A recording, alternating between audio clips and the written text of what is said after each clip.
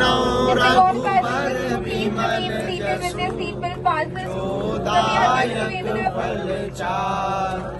बुद्धिहीन तनु जानिके सुमिरो पवन कुमार। बल बुद्धि विद्या देहु मोहि हरहु कलेश विकार। जय हनुमान ज्ञान गुण सागर जय कपीस तिहु लोक उजागर। राम दूत अतुलित बल धामा अंजनी पुत्र पवन सुत बजरंगी कुमति निवार सुमति के संगी। कंचन बरन विराज सुबेसा कानन कुंडल कुंचित। हम लोग इस वक्त दिल्ली से अयोध्या की इंडिगो एयरलाइंस की फ्लाइट पर हैं और बाबा बागेश्वर के चक्कर में पूरी फ्लाइट में इस वक्त हनुमान चालीसा का पाठ चल रहा था। बाबा बागेश्वर जी, फ्लाइट लेट चल रही थी और मैंने देखा कि आपने पूरी फ्लाइट में ही सबसे पाठ करवा दिया। जय श्री राम, जय बागेश्वर धाम की। थोड़ा सा विलम्ब हो रहा था, हमने कहा समय का सदुपयोग कर लें और सब प्रेमी जन बैठे थे। राम राज्य की सभी पागल प्रजा बैठी थी, तो हम सब, हमारे राम राजा हैं, हम सब प्रजा हैं रघुनाथ जी की, और हमारे साथ रघुनाथ जी हैं। तो हनुमान चालीसा का पाठ करके समय का सदुपयोग किया। हनुमान चालीसा एक कोई हनुमान जी का पाठ तो है ही है, और वो एक तरंग है, वो एक हमारे मस्तिष्क को एक ऐसी सकारात्मक तरंग देता है जिससे मन बुद्धि एकदम खिल जाती है। वो बेचारे इंडिगो वाले बोल रहे थे बैठ जाइए, लेकिन बैठने में किसी का मन था नहीं। कैसे बैठ सकते हैं ना, जब हनुमान चालीसा चलेगा और ये नटखट साथ में बैठा होगा तो सब इसको देखेंगे ना, इसलिए वो प्यार भी है, प्रेम भी है, जोश भी है ना सबको, इसलिए कोई परवाह नहीं कर रहा। पर कभी पहले ऐसे सोचा नहीं होगा कि फ्लाइट चल रही होगी और पूरी फ्लाइट में ही हनुमान चालीसा का पाठ चल रहा है। हाँ, ऐसा अनुभव पहली बार हुआ। जैसे राम जी हनुमान जी के ऊपर विराजमान होके गए, लंका जा रहे थे, जैसे ऐसे हनुमान जी जो हवा में उड़ते हैं, ये हवाई जहाज भी हनुमान जी बन गया और हम सबको अपने चरणों में बिठा के अयोध्या ले जा रहे हैं। बाबा बागेश्वर ने शुरुआत की और मैं देख रहा था कि सब जितने भी फ्लाइट में सर लोग बैठे हैं सभी एक तरीके से जुड़ गए पाठ में। ऐसे है, हनुमान चालीसा, हनुमान जी की कृपा जब होती है तो आज पूरे राष्ट्र के ऊपर हनुमान जी की कृपा है, और हनुमान जी की कृपा की वजह से ही आज इतना बड़ा भव्य मंदिर का उद्घाटन कल होने जा रहा है। कार्तिक, आपने इस तरह की तो फ्लाइट मुझे नहीं लगता कभी देखी होगी। नहीं देखी, लेकिन मेरा सौभाग्य है कि मैं ऐसी फ्लाइट का हिस्सा बना हूँ, और हर अच्छे काम में हनुमान जी की का नाम लेकर, जयकारा लेकर शुरुआत हो, इससे अच्छा क्या हो सकता है। खासकर राम जी की पूरी ज़िंदगी में उनका ही बहुत विशेष स्थान था। आपके लिए इस फ्लाइट का और प्राण प्रतिष्ठा के लिए जाने की क्या अहमियत?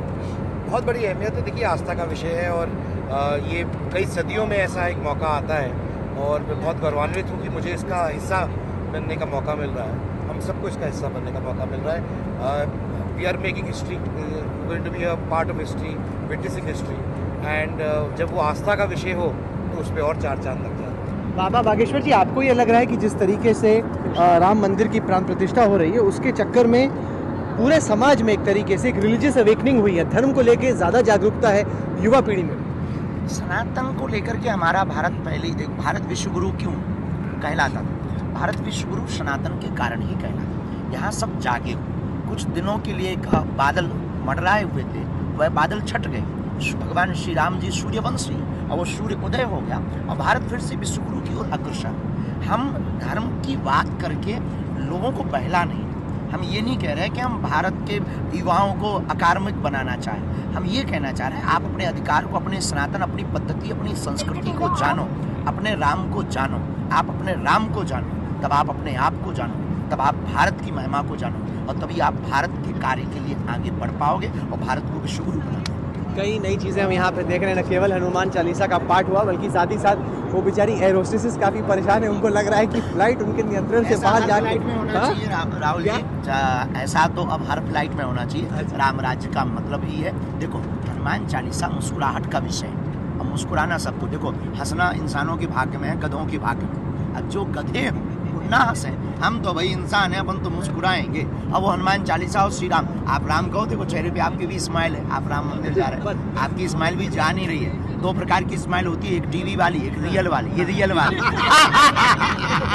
पर उनका क्या, जो कि जिनको लगे कि ये ठीक नहीं, मतलब एक अगर आप रिलीजन एक प्राइवेट मैटर है, अगर जैसे फ्लाइट में हो रहा है और किसी को लग रहा है कि यार ये हमें तो पसंद नहीं, फिर उनके कुछ लिए नहीं, वो अपने साथ में एयरबड्स लेकर के चले, कान में लगा ले, नो प्रॉब्लम, हमें तो दिक्कत नहीं। हमारे भारत में इतनी अजानें हो रही हैं, हमें तो दिक्कत नहीं हुई। हमने तो कभी उनके हॉर्न नहीं फेंके, हमने तो कभी याचिका नहीं दी है कि ये बंद करो। अब हमारे हनुमान चालीसा से किसी को दिक्कत है तो वो टॉयलेट में चला जाए, व्यवस्था रहती है, तो वहाँ पर जा सकता है, कुछ देर वहाँ पर आराम करे, फिर आ सकता है। सिक्का साहब, आप क्या सोच रहे हैं इसके बारे में, जिस तरीके से ये फ्लाइट जा रही है दिल्ली से अयोध्या के लिए? देखिए, कमाल ये है कि 500 साल पहले गुरु नानक जी अयोध्या गए थे और राम मंदिर में उन्होंने भजन गाए थे, और उसके बाद में जब उनको मुगलों ने, मुसलमानों ने उस पर कब्ज़ा किया था तो निहंग सिखों ने उनको मार के भगाया था। बिल्कुल। ये भी देखिए क्या अचंभा है, आज 15 साल पहले आज तक ने मेरे साथ में एक छोटा सा रोल प्ले किया था जब हमने श्रीलंका में फिल्म बनाई थी मिल गए राम, और उसमें हमने प्रूफ से बताया था कि सीता एलिया है अशोक वाटिका, वो क्या चीज़ है। तो कमाल ये है कि मुझे एक न्योता आया अयोध्या जाने का, तो कहीं ये लिंक हैं और हम समझ पाएँ कि ना समझ पाएँ, कहीं ऊपर में कोई समझ रहा है। जी, बहुत बहुत शुक्रिया आपका भी। बहुत बहुत धन्यवाद राहुल जी, आपकी पूरी टीम को, और आपको बहुत बहुत धन्यवाद, आप हमारे साथ फ्लाइंग कर रहे हैं, आपको साधुवाद अयोध्या चल। आप हमारे साथ आ रहे हैं, ये बड़ी बात है। मुझे लगा प्राइवेट चार्टर में जा रहे होंगे आप एकदम। हमने जानबूझ के हम आए हैं, हनुमान चालीसा पढ़ने ही हम चले आए। बहुत बहुत शुक्रिया।